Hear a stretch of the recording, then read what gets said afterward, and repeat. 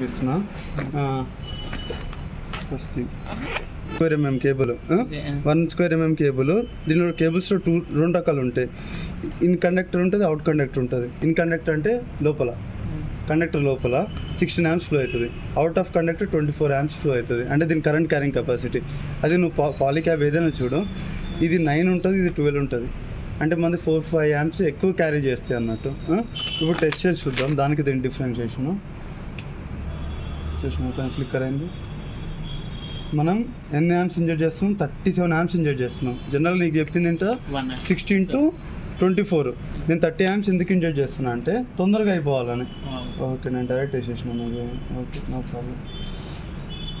ఎందుకంటే నీకు ఎక్కువ లేట్ చేయకూడదు కదా నీతో. ఇప్పుడు నేను దీన్ని టెస్ట్ చేస్తున్నా. ఈక్వల్ 2 ప్రెజర్గా అప్లై అవుతుంది. అది కొంచెం ఇదవుతుంది, ఇప్పుడు కూడా వస్తుంది.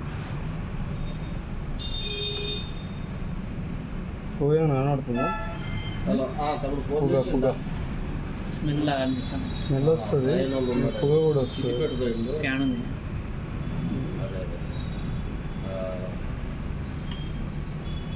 ఇది నేను మీరు ఎలానా వాయిస్ తీసేస్తారు కదరా నాది. ఎందుకు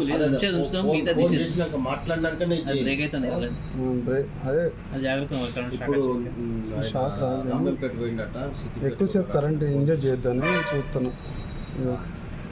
బ్రేక్ అయింది ఇది చూడు.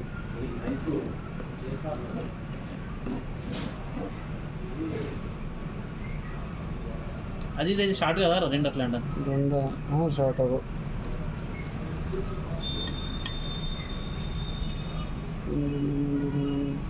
ఇటు సైడ్ నుంచి బ్రేక్ అయిందా? బ్రేక్ అయిందా? వైర్ వెళ్ళిపోతుందిరా, వైరే వెళ్ళిపోతుంది మొత్తం. నీకు ఇన్సులేషన్ కొంచెం టైం పడుతుంది అట్లా. ఓకేనా? చూసినావు కదా ఇట్లా వెళ్ళిందా? ఇక రాకుతున్నా దీన్ని కూడా. రబ్బర్ వెళ్తుందా? సేమ్ కరెంట్ ఇది. అర్థమైందా? కేబుల్ తేడా. నేను ఇప్పటిదాకా ఆన్ చేయలేదు, తొండిది ఇప్పుడు ఆన్ చేసి. కాదురా డాడీ.